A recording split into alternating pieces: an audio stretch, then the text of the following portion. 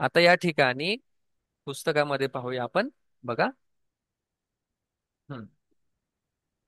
यांनी काय दिलेलं आहे? कारक दिलेलं आहे बघा. त्याच्यामध्ये त्यांनी कसं ओळखायचं ते पण सांगितलेलं आहे. कसं ओळखायचं हे मराठीमध्ये थोडस क्लिष्ट आहे, म्हणून मी त्याच्यावरती जास्त जोर नाही दिलेला आहे. मग या ठिकाणी बघा. प्रथमा विभक्ती काय आहे? कर्ता. द्वितीया कर्म हे आपण पाहिलेलं आहे, त्याच्यात वेळ नको घालवायला. मग चिन्ह म्हणजे जर एखाद्या ठिकाणी काहीच नसेल, जसं राम खेळतो, राम या शब्दाला काहीच नाही लागलंय, म्हणजे ती कुठली विभक्ती असली पाहिजे? प्रथमा. म्हणजे तो काय असला पाहिजे? कर्ता. आता हे हिंदीमध्ये कर्म को, तसं मी तुम्हाला मराठीत ला सांगितलंय. मग त्याचे किती आहेत असे? आपल्या मराठीत भरपूर आहेत. सला ते, सला ना ते, हे लहानपणी आपण पाठ केलेले, आता नको त्यात जायला. बघा. तृतीय विभक्ती ने से द्वारा हिंदीमध्ये. मराठीमध्ये द्वारे, कडून किंवा नी. त्याचा पूर्ण चार्ट मी क्लास झाल्यानंतर त्याचा एक फोटो तुम्हाला पाठवतो, काळजी नसावी. संप्रदान के लिए म्हणजे साठी. अपादान से म्हणजे पासून. मतलब राम गाव से अ, लंका चला जाता है. गाव से आलं म्हणून, आणि सेपरेशन झालं, वेगळे झाले म्हणून पंचमी. का की के, राम का भाई, राम के दोस्त, राम की पत्नी. का की के जिथे जिथे येतील षष्ठी विभक्ती. मराठीमध्ये चाची चे, इंग्रजीमध्ये ऑफ.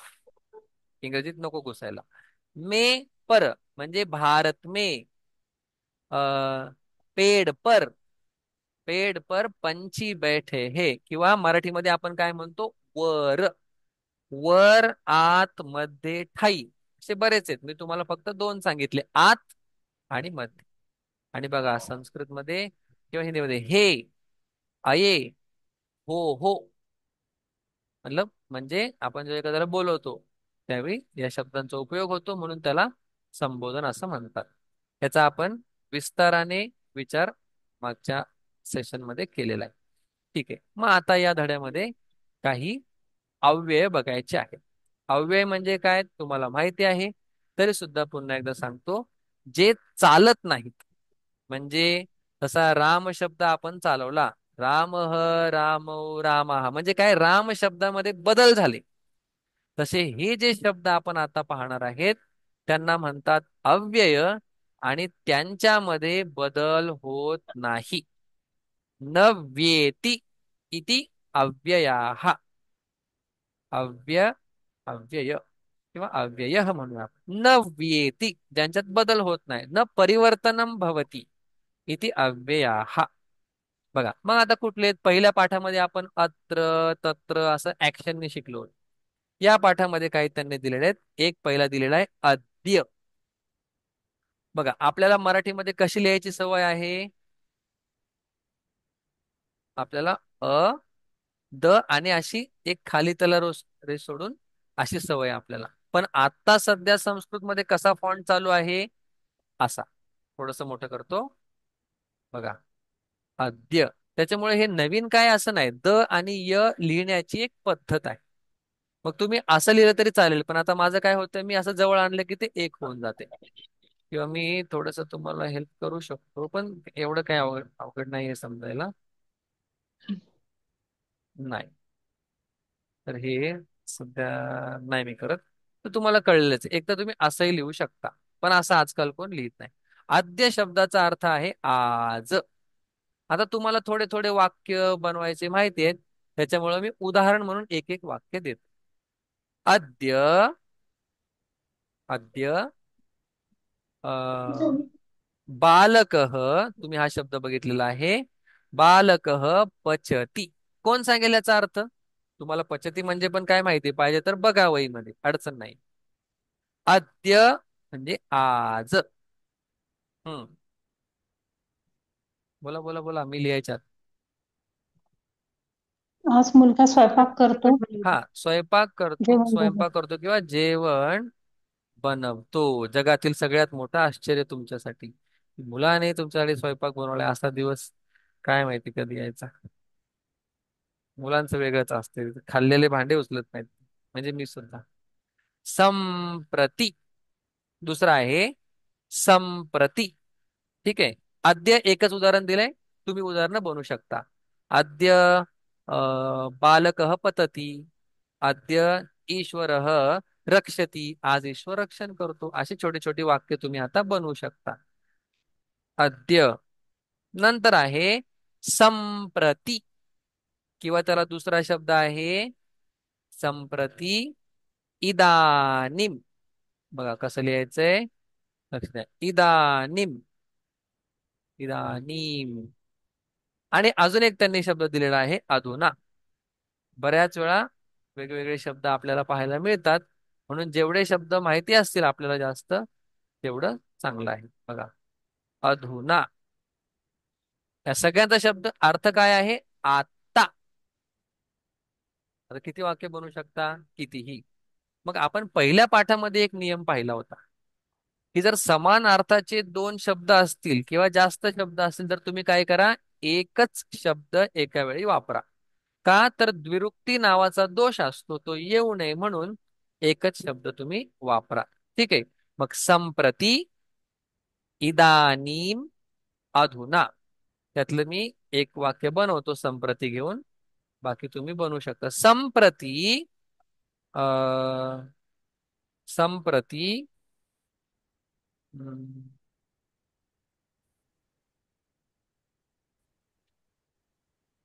संप्रती ईश्वरः वदती. म्हणजे आता ईश्वर, देव बोलतो. ईश्वर वदती हे तर आपल्याला पहिल्यापासूनच माहिती. सोपं वाक्य बनवायचं कसं. पण आता आपण काय ऍड केलं, काय त्याच्यामध्ये अधिक मिळवलं? संप्रती. मग तुम्ही असं पण म्हणू शकता, इदानीम ईश्वर वदती, किंवा असं पण म्हणू शकता, अधुना ईश्वर वदती. हे झालं की आपण वाक्य बनवूया. तुमच्याकडून सुद्धा काही वाक्य ऐकूया. पुढे आहे यदा. यदा. आणि ज्या ज्या वेळेला यदा येतं, त्या त्या वेळेला तदाची आवश्यकता असते. तदाची काय आवश्यकता असते? तदा म्हणजे तेव्हा. मग आपल्याला सगळ्यांनाच माहिती आहे, एक श्लोक लहानपणापासून ऐकतोय, तुम्ही तुमच्या लहानपणापासून ऐकताय. यदा यदा हि धर्मस्य. ते महाभारत लागायच्या आधी ते काळं असं पूर्ण व्हायचं, सगळं सगळीकडे तारे दिसायचे, आणि त्याच्यामध्ये एक असं एक ऋषी बसलेले, आणि तेव्हा हा श्लोक लागायचा. बघा, यदा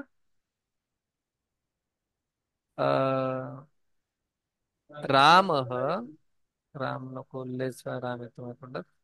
यदा नृपः जय, जयती तुम्हाला माहित नाही पण तुम्ही समजू शकता, जिंकणे, जय, जयती. यदा नृपः जयती तदा सैनिकाः, तेव्हा सैनिक जिंकतात. तर तो उलट पाहिजे. ठीक आहे, सरळ पण काय हरकत नाही, राजा पण जिंकू शकतो. तदा सैनिकाः जयंती. म्हणजे जेव्हा राजा त्यावेळी काय होतात? सैनिक पण जिंकतात. कारण की राजा पडल्यानंतर सैनिक पळून जातात. म्हणून जेव्हा राजा जिंकतो तेव्हा सैनिक जिंकतात. थोडस उदाहरण अवघड आलं. यदा रामः वनम गच्छति. आता हे तुम्हाला लगेच कळेल.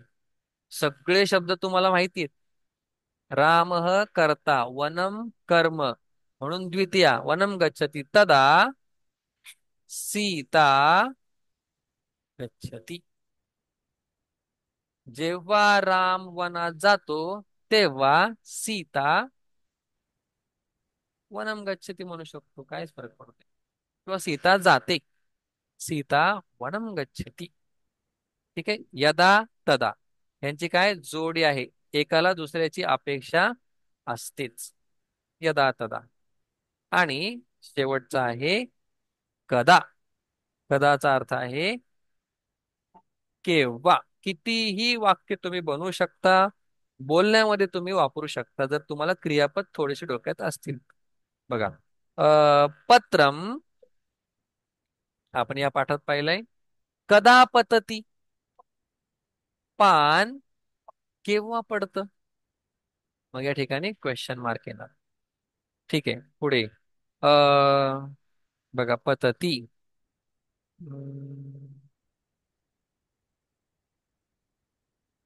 हम्म, सत्यम. नाही, सत्यम नको. हम्म, नरः किंवा मनुष्य सिनोनिम्स आहेत, समानार्थी शब्द आहेत. मनुष्य कदा पचती. कदा. अशा प्रकारे अद्य म्हणजे आज. आता आपण भविष्य काळ शिकल्यानंतर उद्याला काय म्हणतात ते पाहू. काल त्याच्यासाठी काय म्हणतात ते पाहू. उद्या परवाला काय म्हणतात ते पाहू. त्या आधीच्या परवाला काय म्हणतात ते सुद्धा पाहूया. अशा प्रकारे या ठिकाणी आपण हे अद्य म्हणजे आज, नंतर संप्रती, इदानीम, अधुना म्हणजे आत्ता, आणि यदा, तदा म्हणजे जेव्हा, तेव्हा, आणि कदा म्हणजे प्रश्न. आता तुम्ही एक गोष्ट ऑब्झर्व केली असेल, लक्ष द्या बघा. कुत्र, कदा, याच्यामध्ये काय क क क पहिला आहे, है ना. कुत्र, कदा. तर मराठीमध्ये आपण किती म्हणतो, संस्कृतमध्ये कती, कथम. बघा सगळ्यात सुरुवातीला क क क क क आहे. मग संस्कृतने काय केलं, याला सप्त ककाराह असं नाव दिलं. एक ऍडिशनल इन्फॉर्मेशन. 7 प्रकारचे प्रश्न जे की क पासून चालू होतात, म्हणून त्याला काय म्हणतात, सप्त ककाराह. बघा हे कदा आलं म्हणून तुम्हाला सांगितलं, नंतर आपण हे पाहणारच. बर. मग मी तुम्हाला त्या दिवशी असं म्हटलं होतं की तुम्हाला एक प्रश्न पडायला पाहिजे होता. कुठला प्रश्न? सर तुम्ही या ठिकाणी वनम म लिहिलेला आहे. आता नवीन टॉपिक मध्ये एंट्री झाली. ओके, 4 मिनिट राहिलेत. वनम. ठीक आहे. आणि सर या ठिकाणी तुम्ही ज्यावेळी वाक्य सांगितले, ते कुठे आहेत ते, त्यावेळी तुम्ही जेव्हा कर्म लिहिलं त्यावेळी श्लोकम असा बिंदू दिला. मग सर तुम्ही असं का नाही लिहिलं, श्लोकम असं का नाही लिहिलं? आणि इथं मात्र तुम्ही वनम लिहिलं. इनफॅक्ट त्वम मध्ये म लिहिला, युवम मध्ये पण म लिहिला, युयम मध्ये पण म लिहिला. असं का? असा प्रश्न पडायला पाहिजे होता. पण मी तुम्हाला नाही पडत, मी उपस्थित करेल. तोच आपल्या अनुभवाचा फायदा असतो की हे प्रश्न मुलांना पडलेले आहेत. त्याच्यामुळे मी तुम्हाला उपस्थित करतो. बघा आता आपण एक थोडक्यात 2च मिनिटांमध्ये म चा नियम, मला माहिती जास्त नाही होते, म चा नियम आपण पाहणार आहोत. सर खूप अवघड आहे का? अजिबात. बघा म च्या पुढे जर स्वर आला तर काय होतो? हो, स्वर आला तर तो काय मिळून जातो. लक्षात घ्या, या पाठामध्ये हा नियम दिलेला आहे. ह्याच्यात काय सांगायचंय सर, क च्या पुढे जर ई आला तर तो आम्ही मिळूनच टाकतो. त्यात काय सांगायचंय, पण ते आपल्याला सांगतायत कारण की याला काहीतरी कारण आहे. जर म च्या पुढे स्वर आला तर तो मिळून जातो. फॉर एक्झाम्पल, उदाहरणार्थ, इदानीम प्लस इति. इदानीम मध्ये म आहे जो आपण या पाठात पाहिला आहे, इति मध्ये ई आहे. मग तो काय होणार? इदा. इदा काय होणार सांगा मग. वाचता पण येत नाही असे शब्द, हे सगळं संस्कृत मध्ये असतं, भरभरून देतात. सगळे शब्द मिक्स, सोडवत बसा. इदानी मिती. हेच उदाहरण दिले का त्यांनी धड्यात? नाही, वेगळं दिलेलं आहे. बघा मग आता काय झालं, त्या म आणि ई काय झाले, एकत्र आले. मग तोच हा नियम सांगतो, मुद्दामून ह्याला लाल रंग देतो. ठीक आहे. इदानी म च्या पुढे स्वर आला तो मिळून जातो. पण सर म च्या पुढे जर व्यंजन आलं, आता व्यंजन काय हे मी सांगायला नको, तर काय होतो, म चा अनुस्वार होतो. लक्ष द्या, म च्या पुढे जर स्वर आला, अरे का असं, हा असं बोललं की लगेच झालं सांगू, अनुस्वार होतो. म्हणजे आपण त्याला काय बिंदू म्हणतो, बिंदू. ठीक आहे. अनुस्वार म्हणजे काय? आता सेमच उदाहरण घेतो मी. इदानीम गच्छतु किंवा गच्छती आपल्याला माहिती. मग काय होईल? तो म आता अनुस्वार बनून जाईल.